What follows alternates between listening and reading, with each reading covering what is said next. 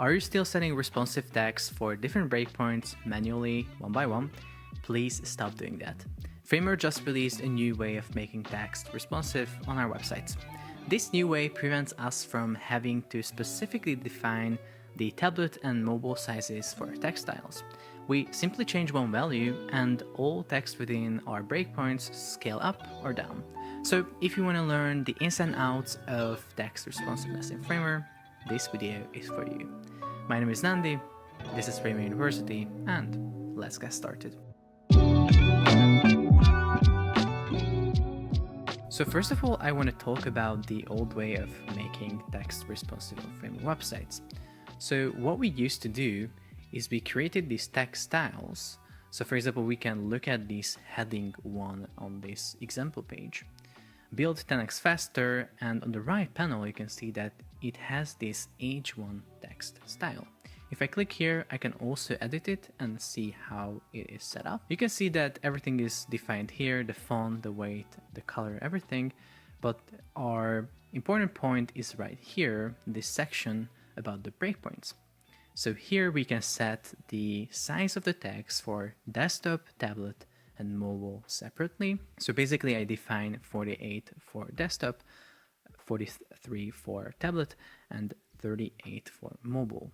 So now if I preview the site and start changing the viewport, you can see that this little heading is slightly getting smaller as I enter those different breakpoints. However, this has a few downsides.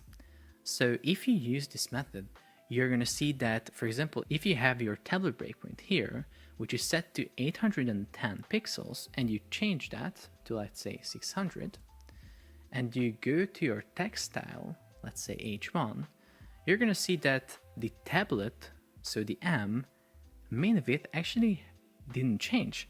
So what you have to understand about this is that these are not actually referring specifically to your desktop, tablet, and mobile breakpoints.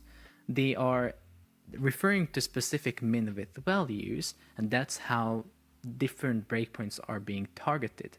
So min width for the L is 1200 because our desktop breakpoint is 1200 pixels in width.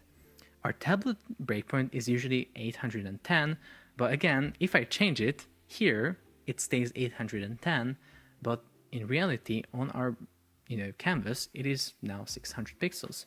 So this is a little downside of using this technique. And then another one is that you have to specifically design the tablet or define the tablet and mobile sizes for each text. So basically, if you go here again to your text styles and we go to H1, you see that I had to click into these breakpoints and specifically set a size for tablet and mobile. And the bad part is that I actually have to do this for each of the text styles. So if I add a new text style for H4, for example, you can see that I have to define that, okay, it's going to be 28 pixels on desktop, but then I have to calculate and think about what should be the tablet and then the phone size for this specific style. So it's just a bunch of work if you think about having a bunch of text styles, having to do this for all of them. Another problem with this is that it is actually forcing you to using these styles on the text, because what you have to understand is that this responsive behavior on the text layer will only get applied if this text style is getting applied, because you can see the responsiveness is defined on the text style right here. So H1 should be applied to the text layers. So build 10x faster should have H1. If it doesn't have this, it will no longer be responsive. However, there are some cases where we can actually not use styles. So if we have this example where this faster text is actually cycling through different words, this can be created with a special component called staggered cycle. This is actually from the Framer University website, so if you want to get it, you just go to framer.university/resources and copy the component from here. But the point is that here I cannot use the same text style that I use on this text layer because components doesn't support text styles at the moment. So here I can just specify the font manually, but there's no way for me to add this text style that I have defined here on this text layer, meaning that they will not have the same responsive behavior as the build 10x scales down here on mobile. That's not really going to happen on this component here. I'll have to manually come here and make it smaller, which is not really cool. Another problem with this method of making text responsive is that we cannot really easily scale all of our text styles up or down. So if I change my mind and I feel like that everything could be a little bit bigger on desktop or a little bit smaller on phone, I cannot do that. I mean, I can, but not so easily, because again, I have to go to the assets panel, go to text styles, and click through all of these and change a bunch of values, because each style has desktop, tablet, and mobile. I have to scale those values down here one by one, and I have to do that for each and every text style, which is again not so cool. So let me show you the new way of making text responsive on Framer websites by using RAM units, which will actually solve a bunch of our problems with this previous method. So let's first see how it is actually being used, how it works. So first of all, what we have to understand is that now in Framer, we get a new property when we select our desktop breakpoint. As you can see now, this desktop breakpoint is selected. If I go to the right panel, I can see a typography section here, and it has this base value. So this is our base font size for our breakpoint. We can also call it root font size. So this is the first part here, and what I want to add here is that it's actually recommended to use layout templates and set this base typography size for your breakpoints on the layout template level, because we want to make sure that this is consistent throughout all of our pages. And now, for example, if I set this to 18 here on this specific page, it will not really change on other pages. So let's just create a new page here. As you can see, it has 18. However, if I set it to 20 here and go back to home, home is still 18. So it's not really something that I change on one page and it is changing everywhere.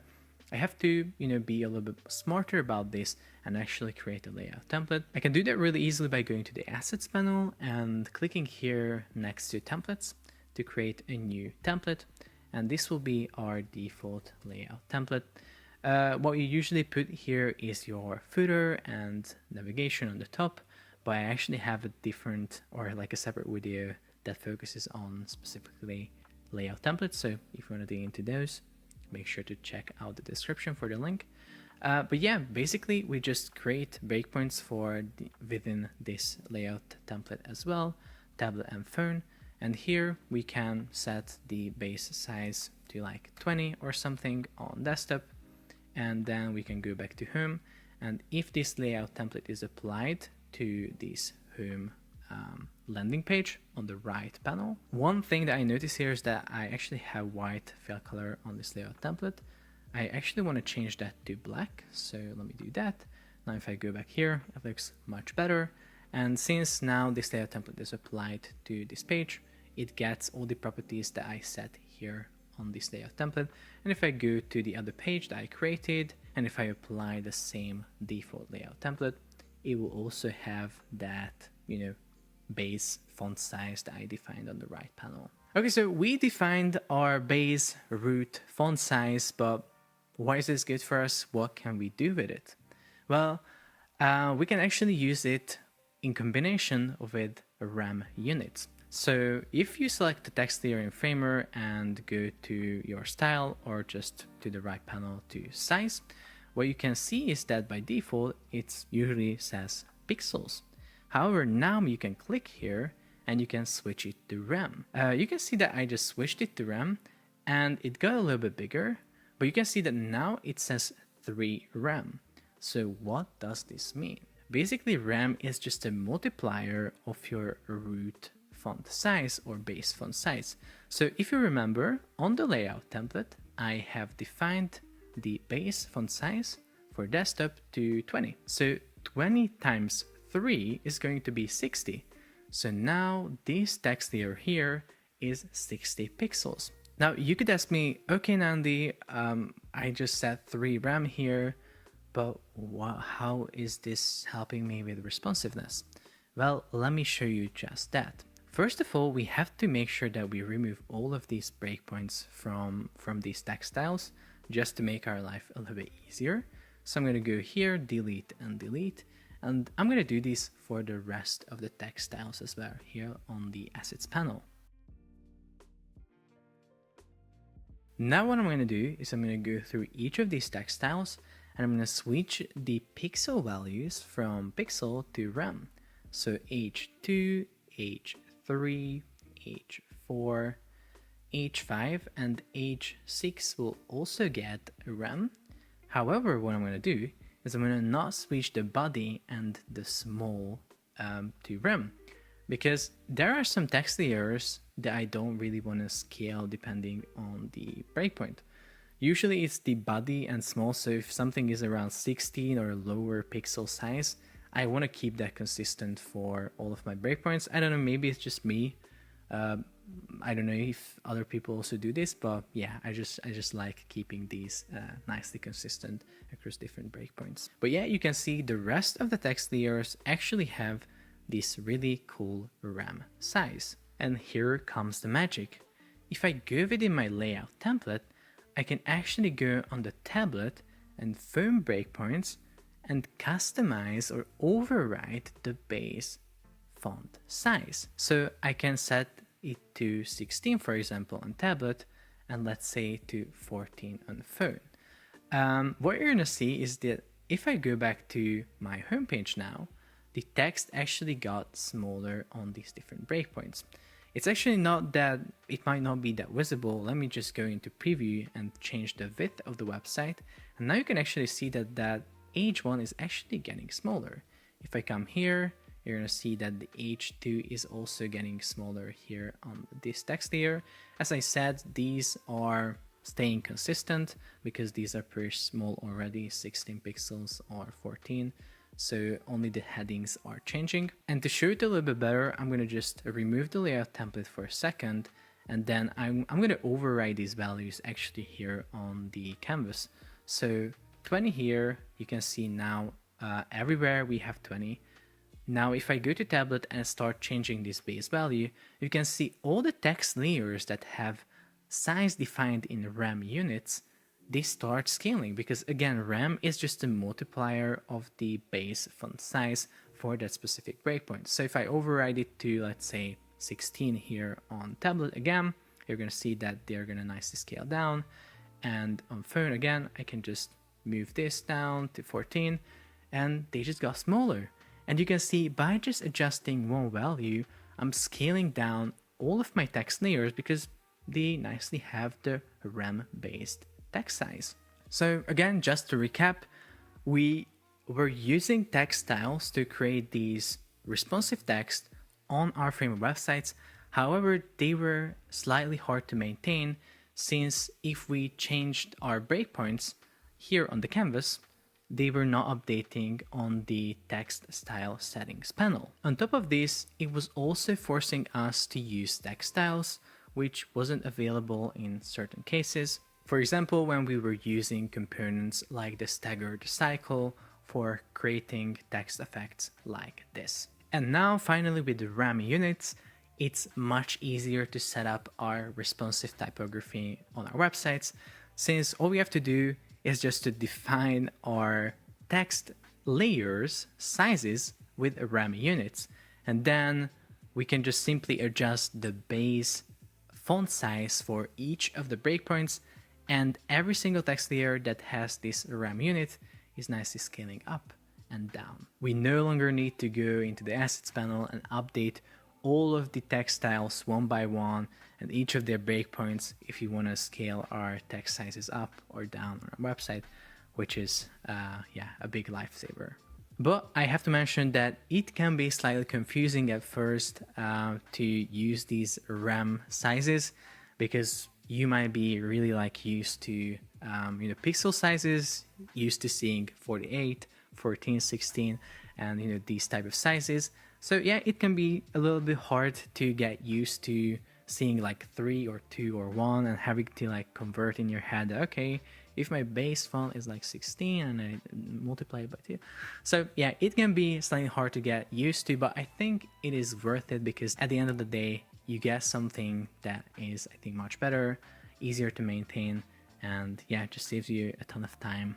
And yeah, overall, it's just gonna build a better website. So yeah, that's it for this video. I really do hope that it was helpful, and hopefully now you know everything that you need to know to create responsive text on your framework websites.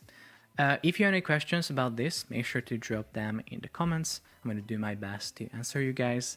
And yeah, check out Framer.University as well, because I have a bunch of other like tutorials just like this, or like components, you know, like the stagger cycle that I showed in the video, or remixes. So yeah, if you're using Framer or learning, it's definitely going to be a great resource for you.